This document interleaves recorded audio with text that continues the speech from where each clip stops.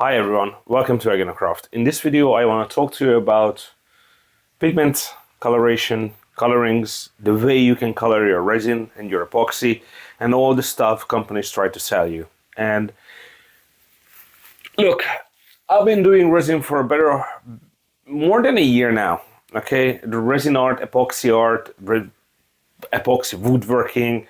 You know this channel. If you've been here before, you know the kind of stuff I'm doing. If you're new here, basically I try to create art using epoxy, different kind of resins, different kind of pigmentations and different methods.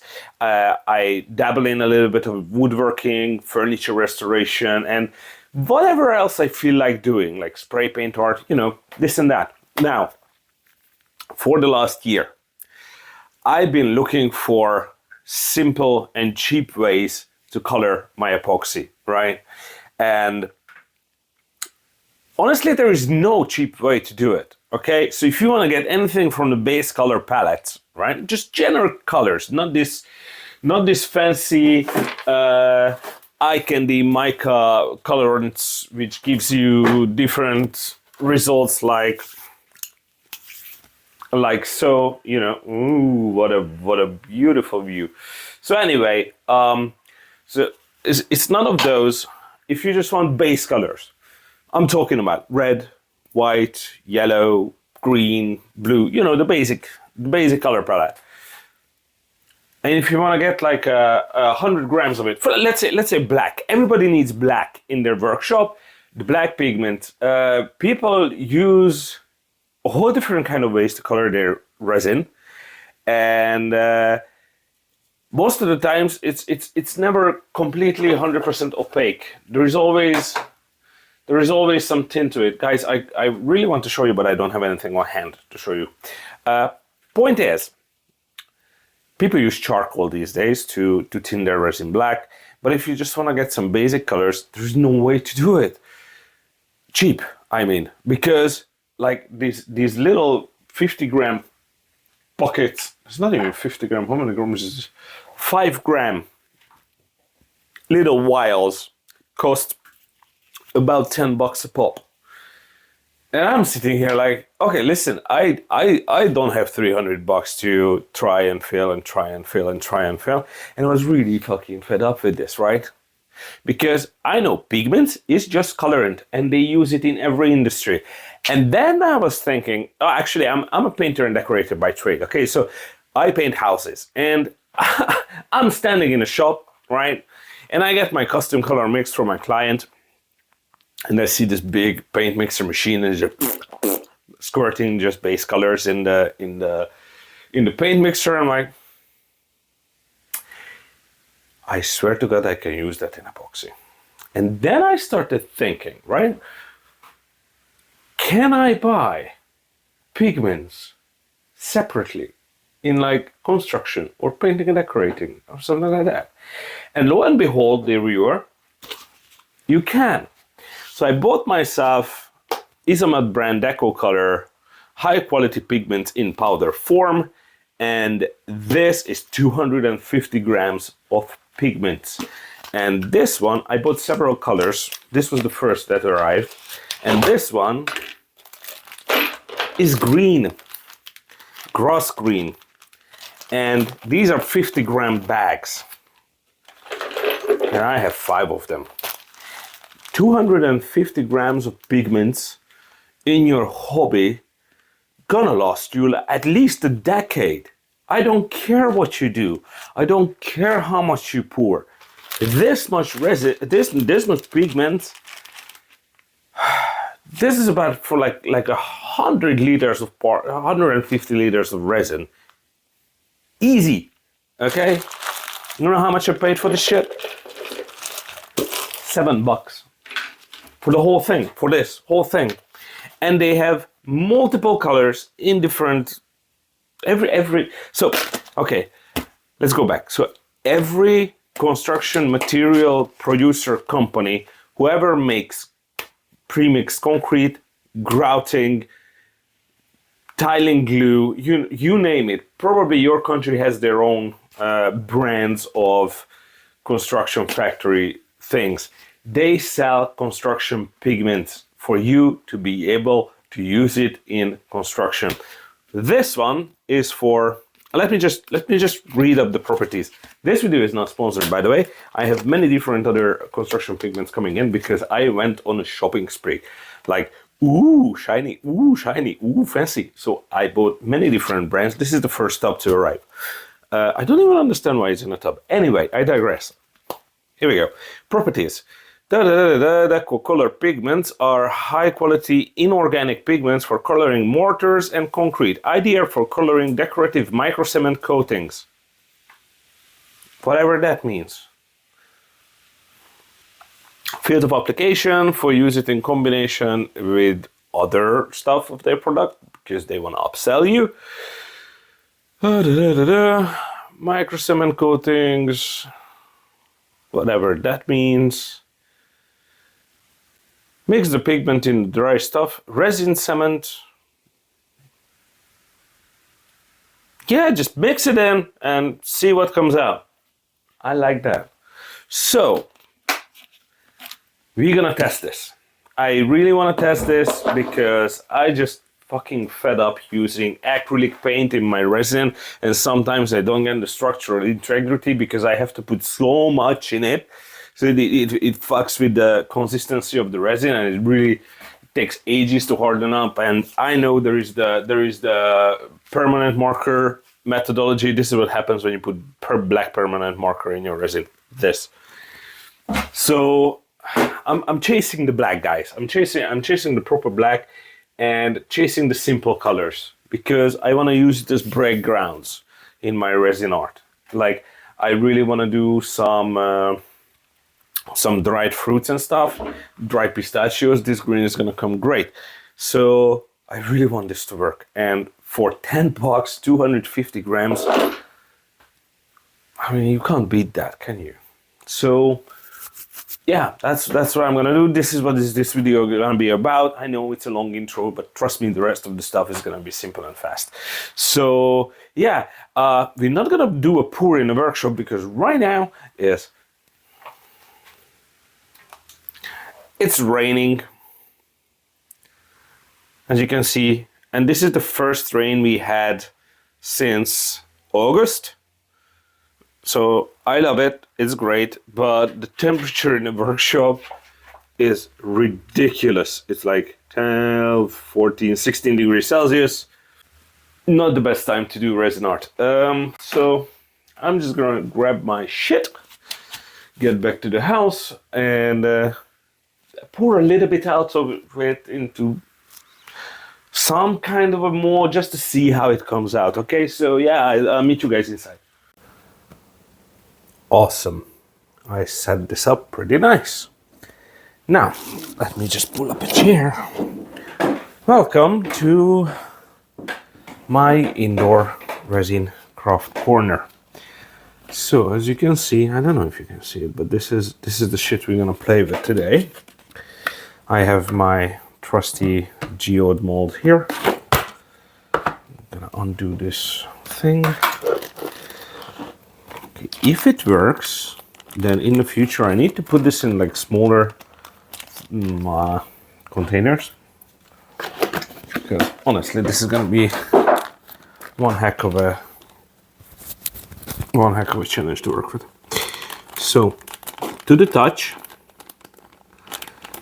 when I grind it between my fingers, it is like 00 flour. It's very, very fine powder.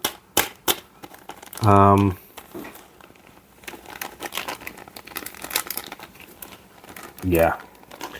And when I smear it on the plastic sheet and I move it to the light, this is gonna be like matte color kind of thingy.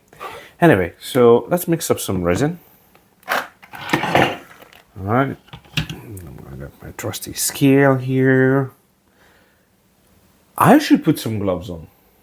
You don't hear this often from me, but this is an unknown substance.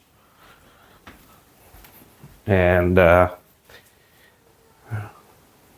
did I put my gloves?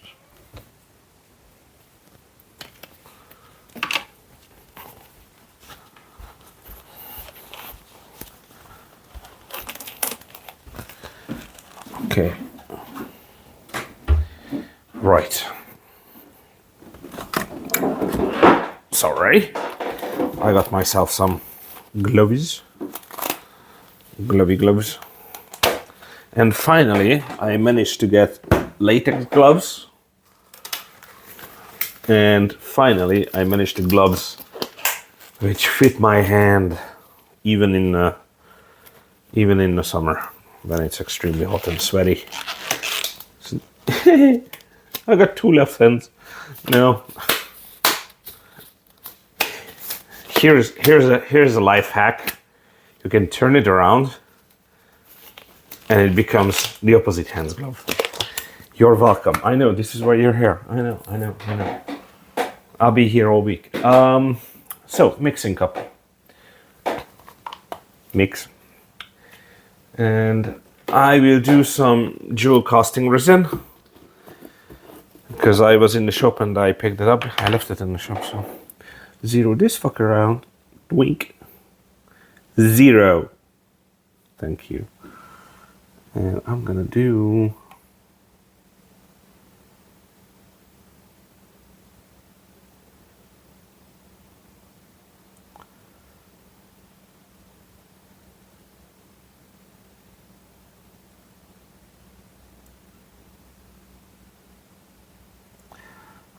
like 50. Yeah. 40. 50 with tax, okay? Don't at me. And then we're gonna add some hardener, which is like 75.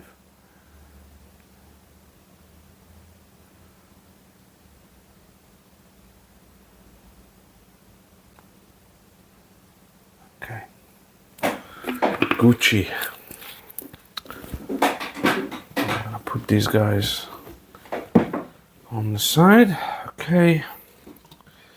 Actually, I don't need the scale now. All right.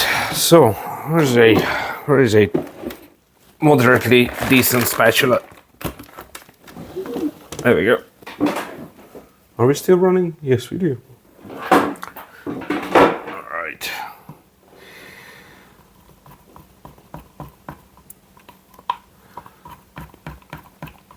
I like to mix up the resin before I put the pigment in there.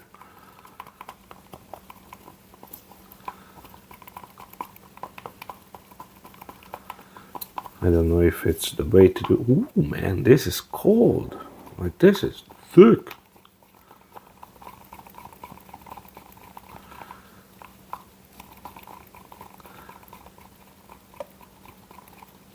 Gonna take a while to mix it up. In the summer, you can mix this up in like 4 seconds. Now, it's thickened up. It was in the shop, so yeah. Okay, it's good enough for now. Now, let's open the bag.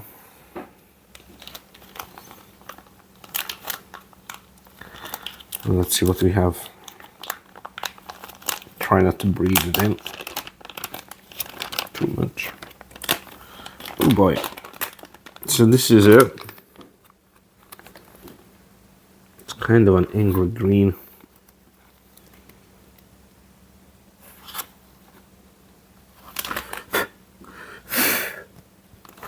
Okay, let me grab another moderately decent spatula. Okay, it's clumped up because I squished it together, but you can easily break up the clumps.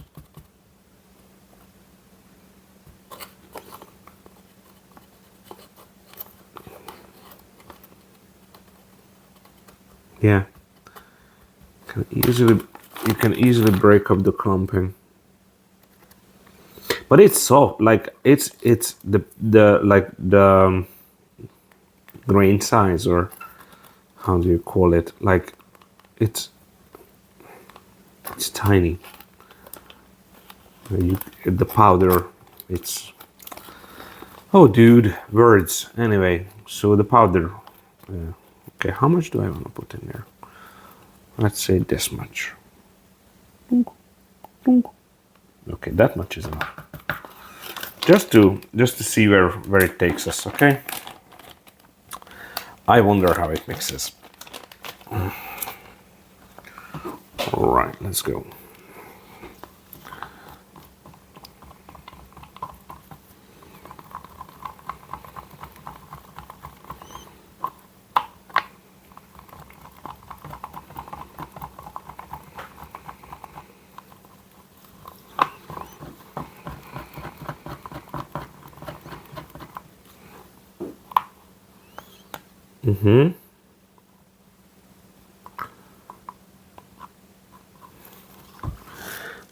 Okay, after like 3 or 4 stirs,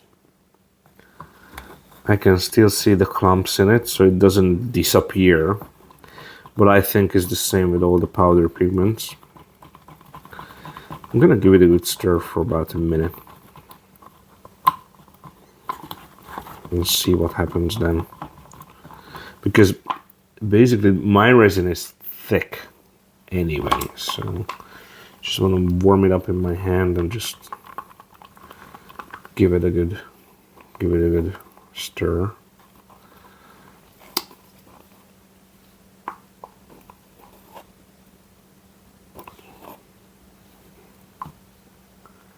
It has good opacity, as you can see. Kind of milky though. It looks a little bit like soft, like pastel. It's not vibrant, it's like a pastel color. Let me try to put some more in there. Let's see what it does. I put pretty much the same amount in there again. And let's mix it in. Does it get any darker or more intense? Yeah, it's getting more intense.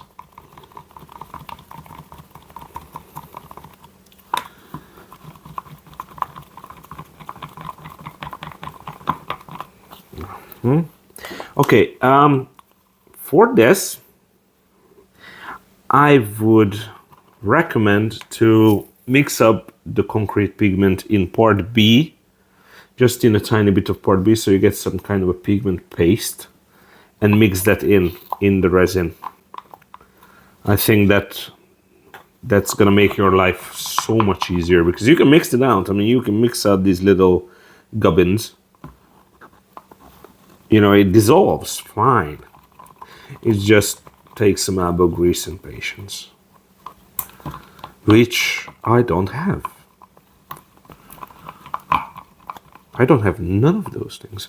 Okay, now the pastel, it's gone. It's not milky anymore. It looks darker, much, much darker. I wonder if I put some more in it, what would happen? Just one more, because I don't want to mess up the ratio too much. So I'm just gonna put another little bit. I put in like a green pea size of amount, or 2 total.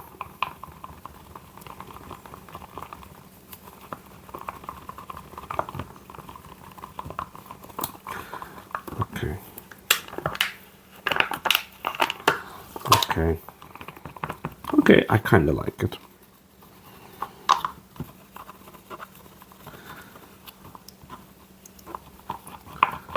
Okay, guys, I think we have something here. It turned dark, but it's not getting any darker than this. I think this is the color. Doesn't matter how much more pigments I put in there. Okay, I think it's time for a pour test. Okay, let me just tidy up a little, because the whole thing is just...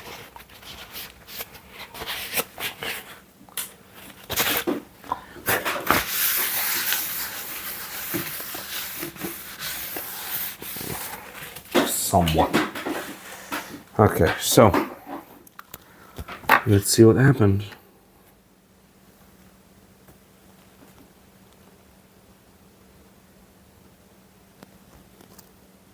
It's full of bubbles, but I will take care of that.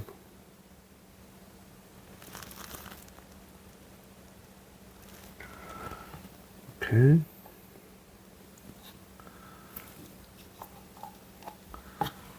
Let me just lift up this. Okay, I think it's enough of the glove game. Because I need to touch clean things now.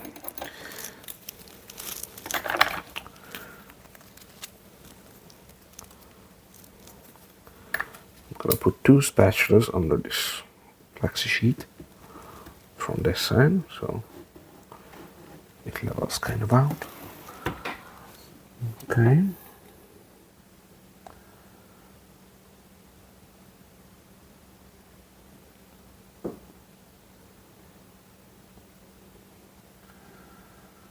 Okay.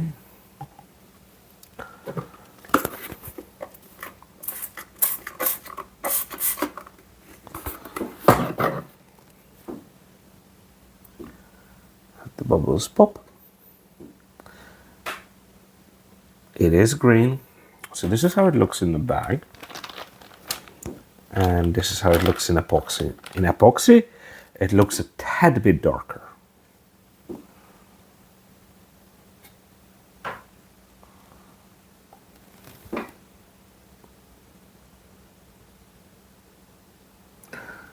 Okay, I pushed out to surface tension.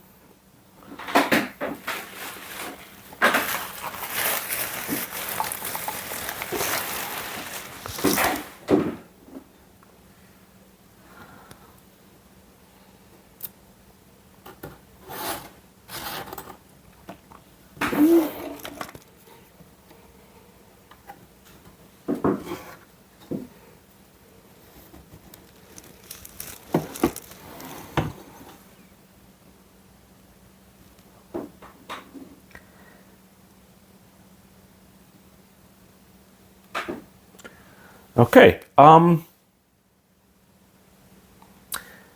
let this cure, and we will back and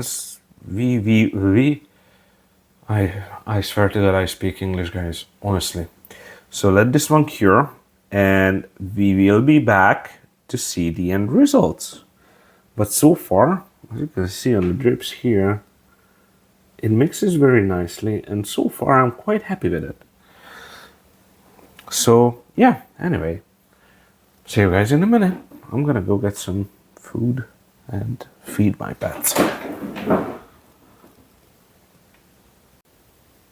Well, this is the next morning, guys.